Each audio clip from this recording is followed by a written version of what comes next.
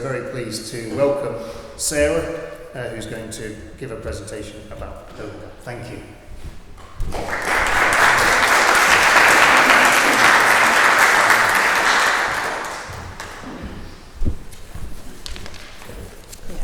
Thank you, Tim, and good morning, everybody. Thank you for the introduction. So, I'm here on behalf of GLOBALG.A.P. GLOBALG.A.P is an international certification system for the certification of agricultural production. It's available for different scopes, for the fruits and vegetables part, for aquaculture, but of course, what's the topic of today in floriculture. So I will focus today on the different products we offer for the floriculture sector, and we have different products which are available for B2B, but we also have the GGN label, which is focusing on B2C, and I will go very quickly, give you a very rough overview about the different products and what they are about. And yeah, because my time is limited, we'll not go that much into detail, but I think you will receive the presentation later and some more information. Some numbers first. So in floriculture, we have nearly 2,500 producers under certification worldwide, and there you can see the production area, which is covered and non-covered, to give you an idea of where we are. Also in Portugal, we have already certified producers, and here you can see in which countries we are. It's 49 countries all over the world, so those shown here in purple is where we have GLOBALG.A.P. certified producers in the world. Okay, now going a bit more into the different products we have. Our flagship standard, we call it, is our IFA, Integrated Farm Assurance Standard, which is really there for certifying the good agricultural practices. And we just recently updated this standard to version 6, which is now available. And yeah, just very quickly on the timings. It is already available for certification, but we're currently in a transition period, so it's still possible to be certified of the older version. But from January 2024, it will be mandatory, or only version 6 will be certifiable. Nevertheless, the other certificates will still be valid.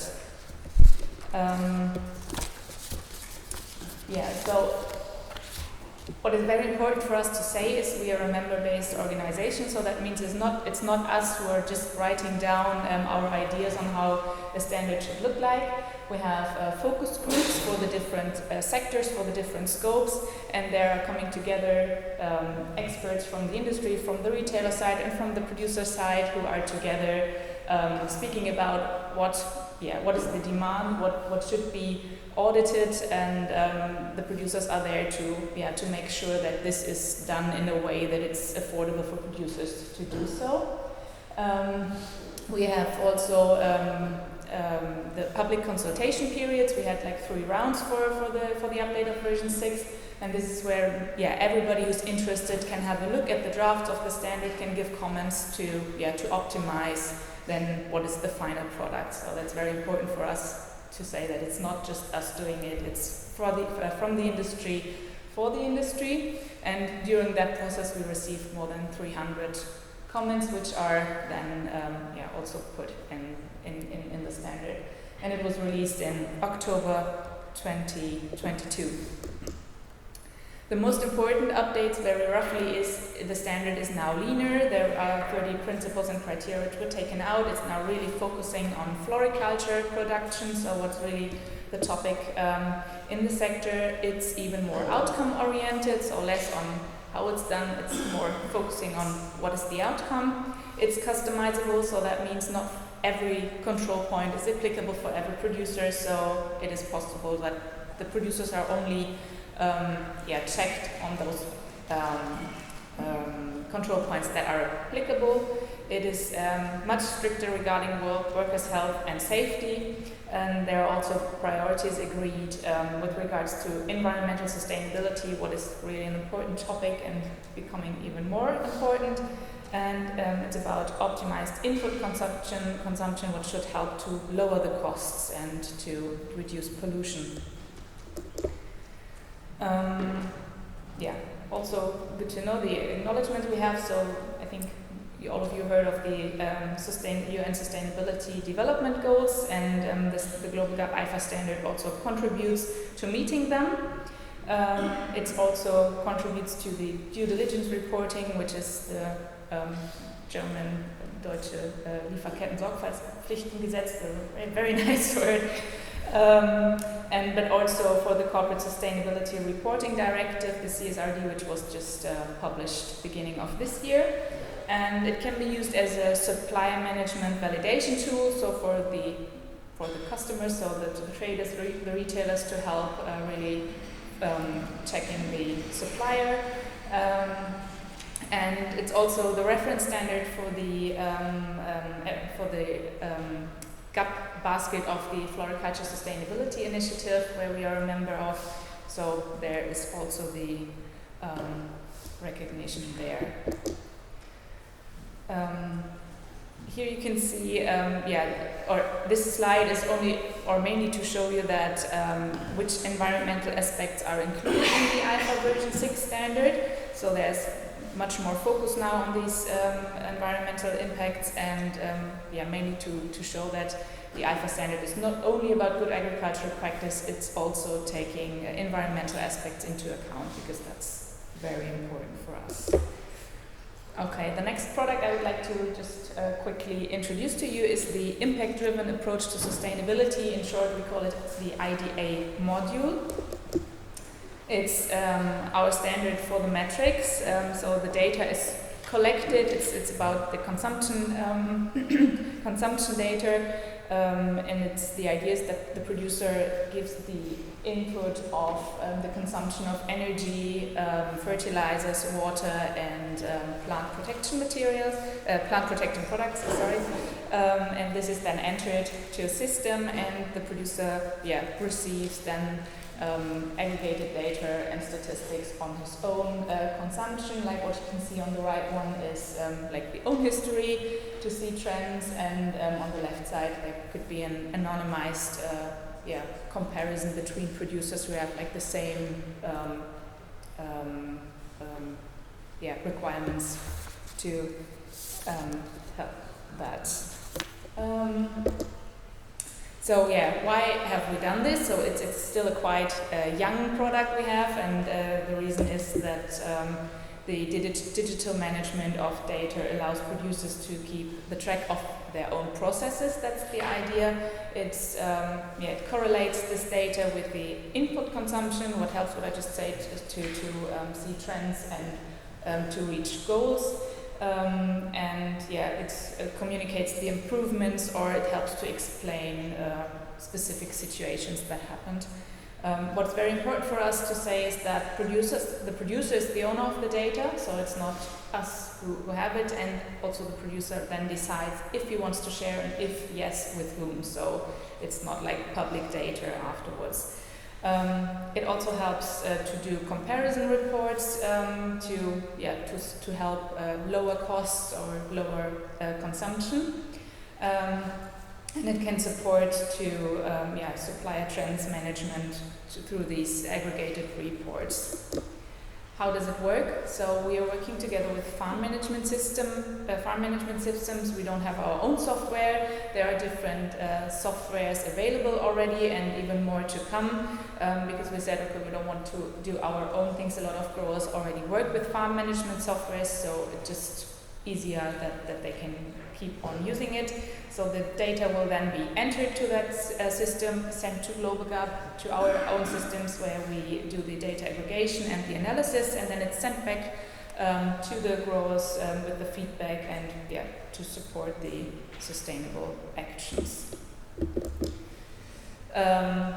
So those were the two really specific floriculture products we have, but of course the social aspect is also very important for us, or for the whole sector, and therefore we have our GRASP. It's the Global Risk Assessment of Social Practice, and also GRASP was just under an update, so we now have published the version 2. 2011 was the year when we initiated the GRASP module, and it was like an introduction to social compliance, so the very basic information and requirements there, but GRASP evolved a lot over the last years. With version 1.3, for example, we introduced the interviews with workers, and now with version 2.0 there are really big improvements made. For example, it's now adapted criteria for family farms, which was not there before, so there are only very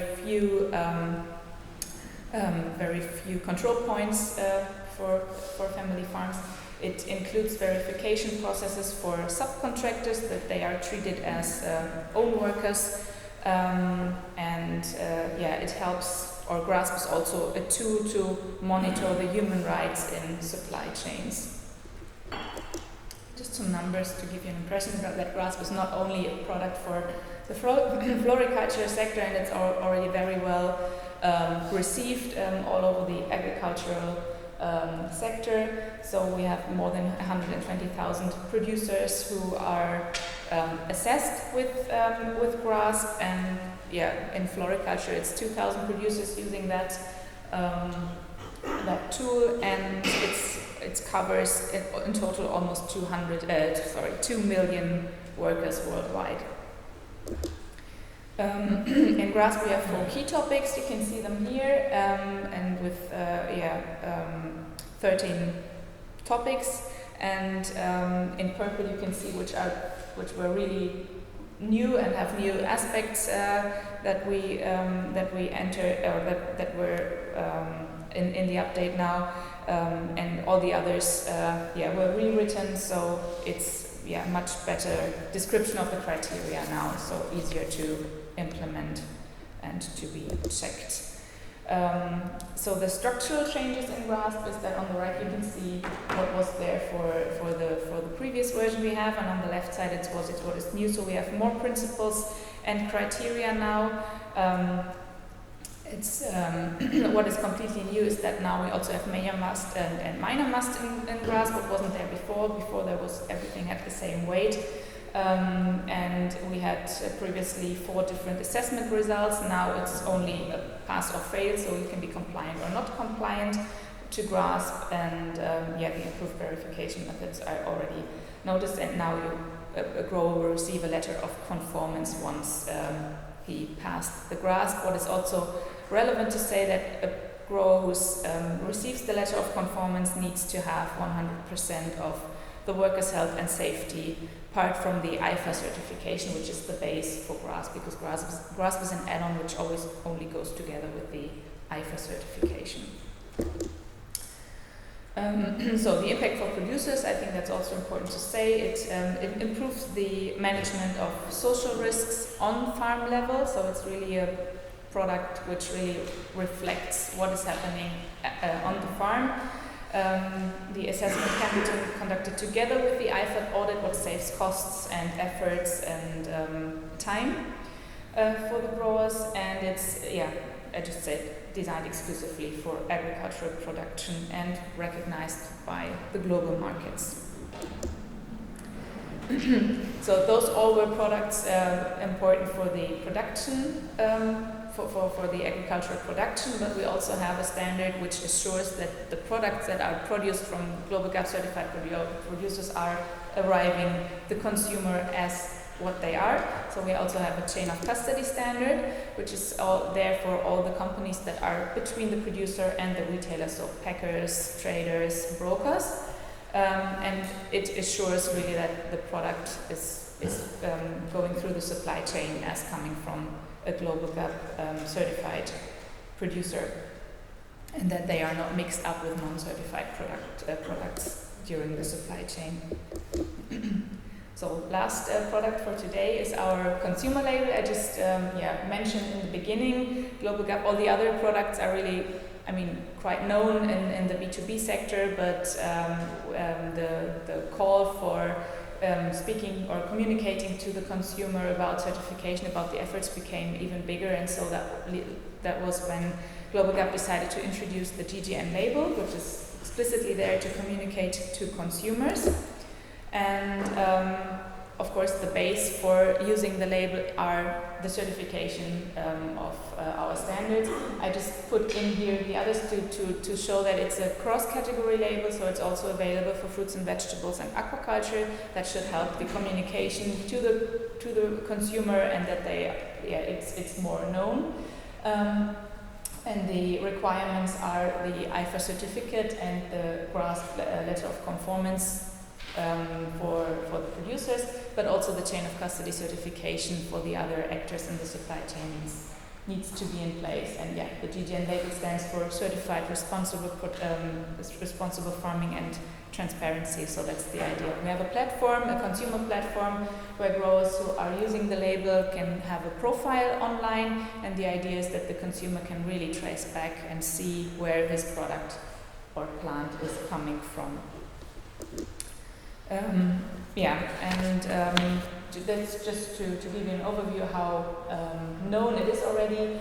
Those are retailers where consumers can already buy GLOBALG.A.P certified flowers and ornamental plants.